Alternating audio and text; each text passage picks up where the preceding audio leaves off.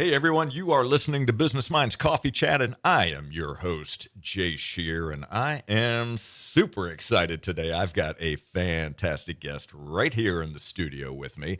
My guest today is a wife to Jacob, a mother, an entrepreneur, a salon owner, an artist, a global educator, a brand ambassador, a content creator, and a foodie.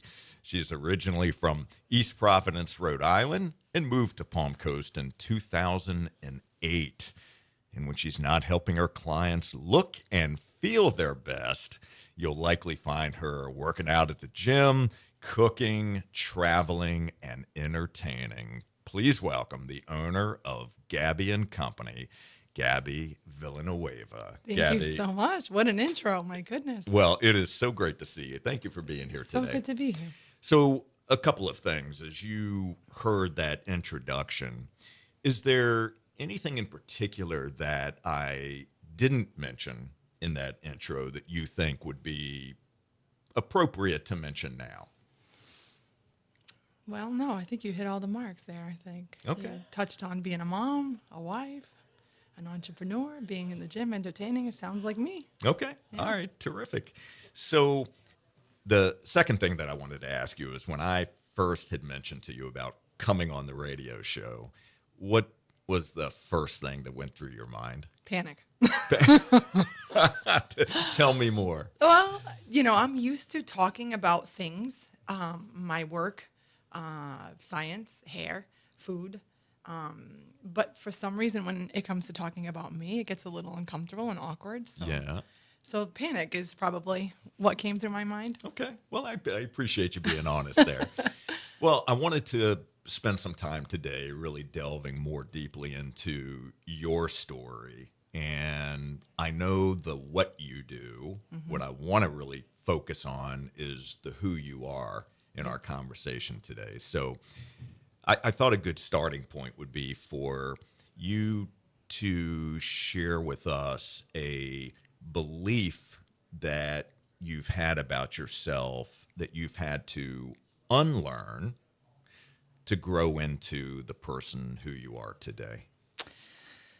Simple question to kick things Simple off. question to kick things off. Well, I grew up we're a family of five, and my dad came to the U.S. with pretty much like $5 and a dream, and he grew to be a pretty amazing guy. And I think it's safe to say that myself, as well as my siblings, grew up in an environment where enough was never enough. Whatever we had today, we had to strive to do more tomorrow. So learning that I am enough and that I've done a lot, and learning to step back and say, okay, like it's okay to be proud of me, is probably where I'm at with that. Okay. All right. That's good. And that's not always easy for us to get to that place where we can say that we're proud of ourselves and that we recognize how far we've come, even though we may have a long way to go in terms of wanting to reach our potential or achieve certain goals and milestones. But it's interesting that I find that so many people don't take time to look in that rearview mirror. They beat themselves up over maybe where they are right now and that they haven't been able to do X, Y, Z, but they don't really fully realize how far they've come. Yeah. And so I appreciate you saying that. So pull the curtain back a little bit on what life was like for you growing up when you were younger. You've got siblings. What kind of person were you early on? I was extremely extroverted. I was the kid that performed during dinners. I sang, I danced, theatrics. I grew up in a restaurant. My dad's a singer. And so the entertainment business was something that I grew up around. So to me, it seemed super normal. So I was that person. I was the performer, the silly one, the outgoing one. That was definitely me. Was there a particular go-to song that you would just automatically, when you're in the restaurant, that you would start singing away?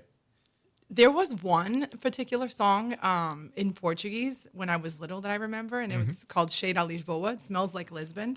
Okay. And it's a fun, festive song that they that actually became very popular because of a very dear family friend of mine. She actually just passed away last week. Huge, like legendary singer, fado singer. From Portugal. So that was my favorite song. I'd wear a skirt and I'd have these little shoes and clackety clack all over the place. And my brothers and sisters always made it known that I sucked. You know, they'd boo me and throw napkins at me. It was just part of the fun, you know. Sure. So growing up in a restaurant, were there any particular let's say dishes or things that you enjoy cooking today that were specialties from those days? I would say that for sure the seafood. One of my favorite things to touch and play with when I was a child was squid. I was fascinated with the ink and all of those things. So anything seafood, I love squid, particularly, and cuttlefish. I love shrimp. But yeah, those are my first toys. Eggs. My mom would throw me in a high chair and I'd smash some eggs on the high chair and until I was content. So that was Look at you go. look at me go, right? So before we were recording, you had mentioned that of your siblings, 5 siblings in total, that 4 out of 5 of them are all entrepreneurs. Yeah. Which is really interesting. So why do you think that is? I have to say, like, I think it's because we grew up, you know, admiring the works of my dad. My dad was an entrepreneur. Not only did he own restaurants, but he sang. He was in the movie industry. He owned a jewelry store. He was like a natural born hustler. He just did the grind. And I think we grew up and we aspired to at least be as good as he was. But we're all also a little stubborn. So I think maybe wanting to do things our way is probably what paved the road for, you know, having your own business because you can kind of be your own boss. My dad's very bossy, so maybe we had enough of that and we wanted to do that ourselves. But yeah. Does he have any opinions about your own business? He has very little opinions. He doesn't say much. He's a man of a few words. He often doesn't share how proud he is, and I know he is because he speaks pride of my other siblings, but he won't speak pride of me. But I'm sure he shares that with other people. It's like he almost doesn't want you to feel like you ever have enough. You know, it's that thing. He's going to be 80 and it still hasn't changed about him. That's so you know? interesting. Yeah. You're good, but you can be better. Yeah. What's next? What What's are you going to do next? for now? Now what? Yeah, that's know? so interesting. Well, there's a drive to that that is insatiable. Yeah. And when you've got it, it's so interesting how, you know, you can achieve and then you can achieve the next thing and the next thing, but there's always more to go after. There's always more to do. There's always more to learn, Sure. more to achieve. Sure. And so I get that. I understand that. That's really interesting. So another thing that you mentioned to me was that talking about your siblings, that there's 3 girls, 2 boys. And you just mentioned that when you were young and you were singing in the restaurant that your siblings are throwing napkins at you and, you know, harassing you a bit. Were you competitive with your siblings growing up? I kind of got the sweet spot, right? So I was the first of my mother's 3 children to be born, but I was the middle child between both marriages. So there was a older sister and older brother, and then along came me, and it was just me until I was about 4 or 5. So there was just enough of an age gap between the older siblings that there was no competition there, and enough of an age gap with the younger siblings that there really wasn't competition. I looked at the younger ones as like almost like my little kids, kind of, you know. Okay. I was responsible for them, helped walk them to school and all those fun things. And the older ones I just looked up to. My older brother played football and my sister played soccer. So sports were always a thing. And I was competitive with them in that sense, but never really in that competing to take a seat at the table in the family kind of thing. Okay. Yeah. All right. Interesting. We were all treated pretty fairly. Okay. So there was never really any need to compete in that sense. No. That's good. Are you all close today? So close. Sometimes so close that we'd like kind of fall apart. You know what I mean? We're that close that sometimes we take time outs from each other. Okay. Yeah. And that's okay, right? Well, of course. Yeah. Of course it is. Yeah. So give me an example of something that would cause you to take a time out. Betrayal. Or if Okay. I feel like you did something knowingly Okay. that you know would hurt me Yeah. or that would upset me. Yeah. That will cause me to put you in timeout until you've learned your lesson, until Okay. you apologize, and then we can talk about it, Okay. and then we move on. Okay. All right. So in a situation like that, when that happens, it sounds like you'll hold on to the angst or whatever it is that's causing that for a period of time, but you can also let it go Absolutely. when you've come to some When the sort lessons of learned. when the lessons learned. Absolutely. Okay. All right. And that's mutual. Sometimes I'm out of line and I need a timeout too. Sure. And sometimes we need time to blow off some steam, and then we can sit and have an adult conversation about it, figure out what it was that upset you or what upset me and how we're going to move forward. And, that's how we do things in families, right? That's the only way to make it work, especially when come from a huge family. We have a Yeah. big family. Well, So, I think that's a great lesson for life in general, whether it's family or beyond family. We're not going to agree on everything clearly. right. And we also don't have to necessarily agree on decisions that we all make because we all have our own story and our own reason for doing the things that we do. Yep. But when we have disagreements, instead of those disagreements creating such a fracture that we can't bridge the gap, yeah, we might need to take a little time, right? But let's keep the lines of communication open. Let's work from a place of wanting to understand why you feel the way you do, or why you did what you did, and let's figure out a way to work through it. Yep. And hopefully learn and grow from that situation. Or just agree to disagree. Sometimes Can there's do that there's too. things that we just can't come to terms with, and we say, right. you know what, we're not going to talk about it. Exactly. That's that. Exactly. Yeah. That is so true. So what pain have you had in your life that turned out to be a teacher rather than an obstacle? That's a hard question, but I immediately the first thought that came to my head was going through cancer. Tell me about that. That was a pain. So I opened my business in 2015. I'll give you a Reader's Digest version. Sure. 8 days after my doors opened, my husband suffered a traumatic accident, which put him, he was pretty much incapacitated for quite a while. Didn't go back to work for 5 years. And 6 months later, that same year, I got diagnosed with lymphoma. So that was a pain, right? It was a bad time for that to happen. I was brand new business owner. I was trying to figure out how to take care of my husband, who was very sick and injured. I had a 14-year-old child and no choice but to keep going. So as much of a pain as it was in that moment, it probably was the one thing that changed my life forever in a positive way. I learned how to appreciate small things. I was so focused on work all the time that, it taught me to stop and appreciate things, because for a moment there, when I got my diagnosis, I was confronted with these thoughts and these ideas of not being able to see my son graduate from high school, not being able to be at his wedding, or just not being able to get up tomorrow and put on my shoes, like just these small things that we don't think about, sunrises, sunsets, the stars in the sky. I can think of a million things that I overlooked every single day because of it. And then one of my favorite things that came out of it was my short hair, because I had very long, boring hair all my life. And I had to be bald for a little bit. But then I found myself in transition with this fun short hair, and my hair and personality became one in December of 2018. It was my last treatment, and I have never been the same since. Amazing.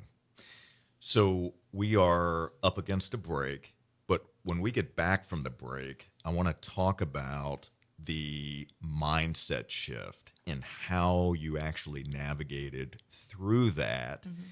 So let's put a pause on this for just a moment. We are going to take a brief break to thank our amazing sponsors. My friends, you are listening to Business Minds Coffee Chat. Don't you go anywhere. We will be right back. All right, we're back. And again, you're listening to Business Minds Coffee Chat, and I am in the studio today with my very special guest, Gabby Villanueva. We're having a great conversation so far, getting to know a lot more about Gabby. And so, Gabby, before we took the break, we were talking about family. We talked about a little bit about your upbringing. And I asked you about pain and one of the pains that you've been through in life that really turned out to be a teacher for you as opposed to just an obstacle. And you mentioned about your cancer diagnosis and the cancer that you had and that you went through that experience and how difficult that was because it was coupled with some other things that were going on in life at the same time. So I'd like to pick that back up for a moment because the thing that I heard through that experience for you is that it taught you to appreciate the small things. It taught you to stop and maybe slow down for a bit and just appreciate what you have, right? Appreciate life. I'd love for you to share with us how you actually were able to navigate that and really shift your mind. Because in many cases, an experience like that can truly stop someone in their tracks and they get stuck in that mess, right? Very, very difficult to pull yourself out of. So tell me more about what you were doing to shift your mindset and who was also in your circle that was playing a role in helping to lift you out of that, if that was in fact the case. Interesting question. So actually, it's a little complicated. So when you get a diagnosis, you kind of go through like these stages of figuring things out. At first, it's shock, and then it's denial, and then it's like anger. Once I got through the anger part and I realized that it didn't matter if I was shocked, sad, or angry, that I was still confronted with the same issue, what am I going to do? I decided that I wasn't going to stop working. I needed to work not only for the money, but I needed to work because I needed to keep my mind busy. And I'm a busybody anyway, so I knew that staying moving and busy was going to be good for my mental health, good for my pocket. And then also survival mode kicked in, right? Because I was like, if I die, who's going to raise my son? Who's going to do these things? Who's going to take over, my shoes? And I refused to let that happen. And so survival mode kicked in, and that was just it. I was determined that I was just going to do it. And talk about the circle around you. So I know you have a tight-knit family. So I do have a tight-knit family. So initially, when I got the diagnosis, my mom is like the anchor that we usually go to for that kind of stuff. My dad's the tough guy, the one that if you tell anything to, is like, you'll be fine, you're all right. So my mom is the one that I know I can go to if I need like that hug. And I couldn't go to her because she had taken my son to Rhode Island to go watch my brother have this amazing fight that was going to be televised live on TV. And so I didn't want to share that with anybody. I didn't want to affect my brother's fight. I didn't want to give my mom that news when she was out of state. So I kept it quiet. The only person that I told was my eldest sister, which poor thing, she had to carry that weight around everybody while she was up there trying to pretend to be happy. My brother won the fight. We were all thrilled. She came back to Florida, and in those 3 days that she was away, I was figuring out how I was going to break the news. And my mom is so soft. And I almost was like afraid to tell her because then I thought she's going to fall apart. Yeah. I can't let her fall apart. So I had to put on this hat of, I'm strong, Mom. This is what's going on, but don't worry because I got it. So I almost became their strength. So then it forced me into a place where I got to be strong. Like, Sure. I got to do this. Right. I'm very grateful for my husband. He was there every single chemo treatment. My mother, every single chemo treatment. My brother and sister-in-law flew and surprised me one day. I was at Halifax getting treatment, and they showed up there, and it was just incredible. So I knew that I had their support, even though it was from afar. But I almost wanted to prove to them that I could do it. Yeah. You know what I mean? Sure. It's wild how that happens, but it's, I was watching this thing on the treadmill today because I'm bored and I have to do stuff on the treadmill. And this man was talking about how our brain works a lot like the algorithm on our phone. And if you tell yourself every day that you can do something, even though you might not be able to do it, if you tell yourself enough, you might get to a place where you can actually do it. And I think that's just what happened. I told myself that wasn't going to bring me down, that I was going to get through it. And here I am. It's been 10 years. Amazing. That's such an inspiring story, and the ability to turn pain into your power. and to really use that as a teacher for so many areas of life. And there were obviously some lessons that came out of that that you needed in that moment. And through all of that, what would you say is the most valuable lesson or example that you are hoping that your son takes from that experience that you had? Never quit. Never quit. Don't give up. Even when you're handed a death sentence, you can still strive for more. You can still push. Don't give up. So it's the same lesson I got from my dad that I'd pass on to my son. You see the circle? Yeah, I do. I do. So there's a saying that is often attributed to Abraham Lincoln that I think about and I talk about because I think it's an important one. And whether he actually said it or not, I don't know, but it's been attributed to him. And that's that it's not the years in your life that matter, it's the life in your years. And I think about that because no matter how much time we have, we can always do our best to make the best of that time that we do have. And whether it's a death sentence, whether it's you name it, I mean, anything that's going on in our world, it's if we focus on what we can do, the thing that we can control. There's so many variables that are outside of our control, but there's also many more things that are within our control that we often don't think about. And so your story, to me, is a prime example and really highlights the fact that you took control of the things that you could. What you couldn't control was what was going on with your body necessarily, right? But you did have the ability to control how you showed up each day, your attitude, who you were having conversations with, what you were consuming.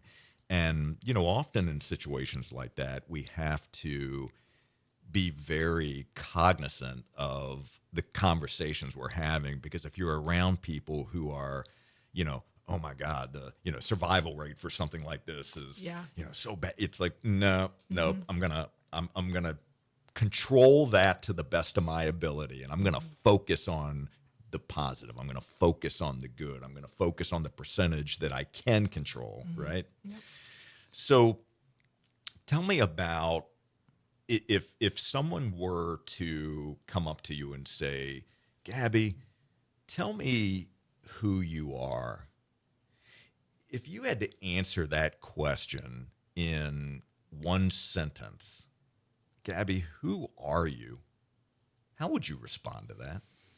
I'm so many things. I'm a combination of everything. But in essence, I'm a garden. I'm a garden. And my garden is made up of seeds that were planted from many, many, many experiences in my life. But through and through, I am just a passionate, hardworking, loving person. And I like to make people feel good. Sometimes I make myself not feel so good in the process, so I'm learning how to deal with that. But yeah, I'm just passionate, strong, bold. I love that. Yeah. Tell me what success means to you today. Today. Success to me today is health above all things. Right? Okay. I've succeeded in that. And just peace. Success is health and peace. Health and peace. Yeah, because you can have all the money in the world, but that doesn't mean that you're going to live to enjoy it. Yeah. Or that there isn't turmoil that you're surrounded by. So to me, in order to have success, you can't have success without having health and peace. So that's first and foremost. And obviously, you want your bills paid. That's a given, right? We all know that. But so of all the things that you do, whether it's the gym, working, family, cooking, all those things, of those, I want you to prioritize for me. What is the number one thing that you do that brings you the greatest peace? honestly, providing a space where 11 beautiful women can come and support their families. Wow. Yeah. That to me is like, I feel like is my superpower. It's not what I do personally, but the fact that I have a space where 11 people can feel safe and they're providing for their families. Yeah. That's Here's my last question to you. And then I've got a quick ask, and we need to be very succinct here. If you had an opportunity to sit on a park bench today with any one person who's either living or no longer with us, and you could ask that person one question, who is it that you would want to sit with? And then what is the one burning question that you would ask? man.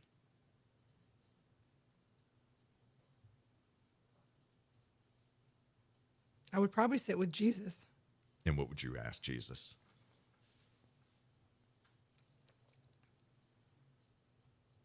Are you the son of God? No, I'm kidding. No. Oof. I would sit and ask if I've done enough. Okay. Yeah, Okay. And would you be okay with whatever the response was? I would be. Okay. Yeah. Very good. Thank you for sharing that. And here's my ask. I would love it if you would give all of us one challenge, one thing that you would challenge us all to do starting immediately. I would challenge you to look at your health and your lifestyle, because we can make your hair look beautiful. We can get you nice clothes. We can drive nice cars. We can have nice things, but none of that is going to be any good if we're not healthy. So let's start with looking at what we eat, looking at how we live. Start by being examples ourselves. Yeah, lead by example, and just take care of yourselves. That's so good. Thank you for sharing Yeah. that. And Gabby, I want to thank you so very much for joining me today on Business Minds Coffee Chat. I really have enjoyed our conversation. I appreciate you being candid. I appreciate your authenticity, your passion. I can feel it in the air. I can feel it in our conversation. And I just want you to know I'm grateful for you. Thank you. Thank you so much. It's Absolutely. a pleasure. It is my pleasure. And for all of you, I want to thank you so very much for tuning into Business Minds Coffee Chat. We will be back next Saturday morning at 8:30. And until then, keep learning, keep growing, and keep doing the work to reach your potential. Take care, everybody.